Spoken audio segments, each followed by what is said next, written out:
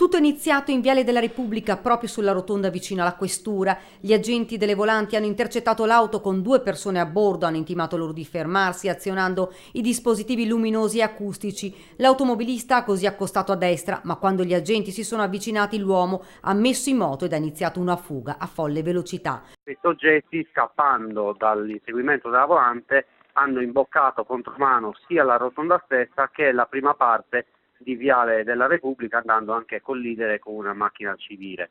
La loro corsa si è fermata in via Bastia, dove probabilmente a seguito di una collisione con il marciapiede il veicolo è diventato inutilizzabile. Un inseguimento che richiama quello avvenuto a settembre, quando 3 giostrai, dopo aver messo a rischio l'incolumità di altri automobilisti, si erano schiantati contro un negozio di ortofrutta. Ieri sera stessa modalità. I 2 forse albanesi, dopo essere andati contro un marciapiede, sono però riusciti a fuggire approfittando del buio. Dentro l'auto dei ladri è stato trovato tutto quello che poteva servire per mettere a segno furti in abitazione. Un passamontagna, dei guanti, cacciaviti e tutto il materiale che viene generalmente utilizzato per scassinare per esempio le serrature, oltre ovviamente alla presenza di un flessibile che è sintomatico della volontà ovviamente di delinquere da parte degli occupanti. La polizia ieri sera era impegnata in un'operazione ad alto impatto con un controllo straordinario del territorio a Treviso nei comuni di Silea e Villorba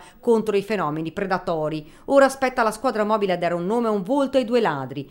L'auto, ora sotto sequestro, risulta intestata ad un prestanome, un indiano non residente in provincia di Treviso.